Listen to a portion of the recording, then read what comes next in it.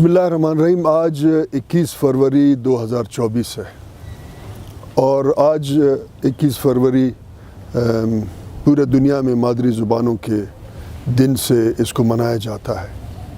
हम बलूचिस्तान के लोग एक बहुत बड़े कौमी अलमिये से गुज़रे मादरी ज़ुबान के हवाले से। उसका वजह ये है कि हमारे रियासत में 2-3 ज़ुबानें बोले जाते थे, मसलन बिरावी, बलोची और पश्तो भी बोला जाता था। ये हमारे राब्ते के ज़ुबान थे। हमारा दफ्तरी ज़ुबान फ़ारसी था और मज़हब या मस्जिद का ज़ुबान अरबी था।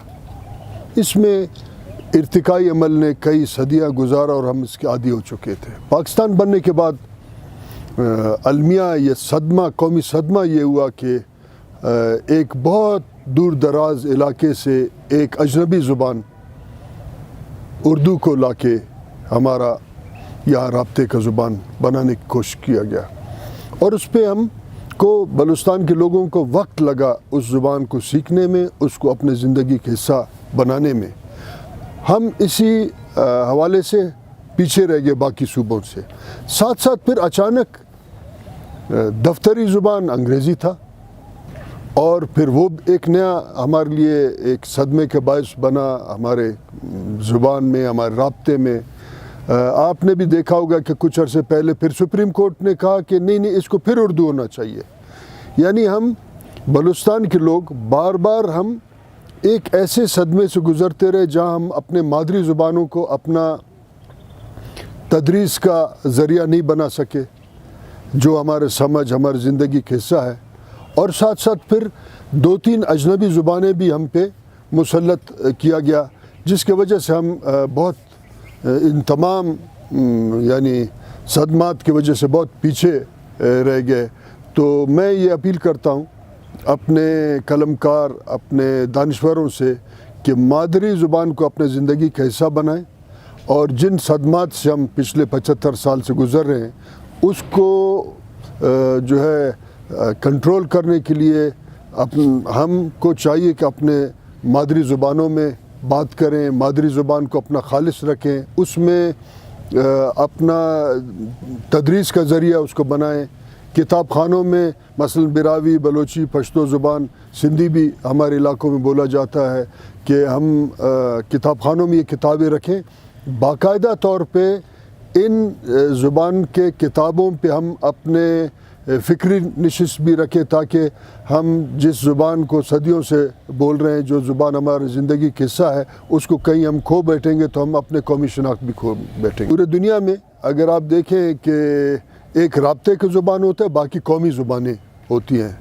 यहाँ तो फिर पॉलिटिकल पार्टीज़ का ज़िम्मेदारी है कि अगर वो जब छोटे मोटे डील करके इक़्तिदार में आते हैं, अपने डील में अपने मादरी ज़ुबानों का अहमियत और उसको जो तदरीस का ज़रिया भी बनाएं, तो ये तो ज़िम्मेदारी है। और फिर पॉलिटिकल पार्टीज़ कोई आसमान से नहीं है, तो लोगों से बनते हैं। तो नौजवानों को भी ये चाहिए कि अपने पार्टियों के अंदर इस बात को रखें कि मादरी ज़ुबानों को तदरीस का ज़रिया भी बनाया जाए।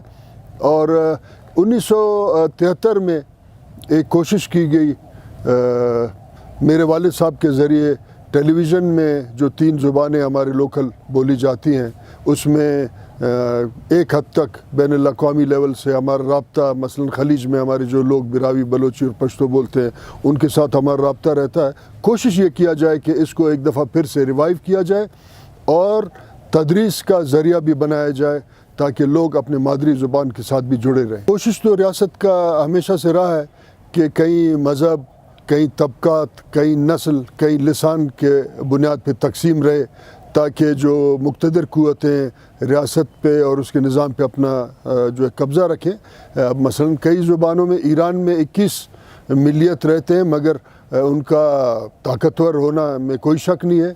इंडिया में 58 ज़ुबानें और मिलियत हैं मगर वो एक हिंदी को अपना ज़ुबान करार देते हैं, राब्ते की ज़ुबान, उसमें कोई मसला नहीं है। ये एक तासुब के बुनियाद पे बात किया जाता है। मसलन कई ऐसे कौमें वो मुख्तलिफ, आप दुनिया के एक खुशहाल मुल्क को आप देखें जिसका नाम स्विट्ज़रलैंड है। स्विट्ज़रलैंड में फ़्रेंच, जर्मन और इटालियन ज़ुबान भी बोला जाता है, वो कमज़ोर नहीं हुआ। ये साजिश کے تحت سب کچھ کیا جاتا ہے تاکہ یہاں تفرقہ اور نفرتیں رہیں اور ریاست اپنا جو ریاستی ادارے اپنا کنٹرول ریاست پہ رکھیں اور ہمارے وسائل پہ عیاشیاں کرتے رہیں۔ دیکھیں اس پہ جو ریسرچ ہوئے ہیں اس پہ مثلا کچھ لوگ یہ کہتے ہیں سب سے ایران کا قدیم ترین زبان براوی زبان رہا ہے، اس کے بعد ارتقائی عمل نے اس کو چینج کر کے لایا، مگر کئی محقق یہ کہتے ہیں کہ یہ ڈریویڈین جو گروپ آف لینگویجز ہے اس کا ایک حصہ ہے۔ اب اس پہ تحقیق ہو رہا ہے، کوڈ ورڈ بھی ہو سکتا ہے مگر زبان بھی ہو سکتا ہے، مگر یہ ہے کہ آج تو باقاعدہ طور پہ میرے اور آپ کے درمیان میں رابطے کا زبان ہے، اس کو رہنا چاہیے۔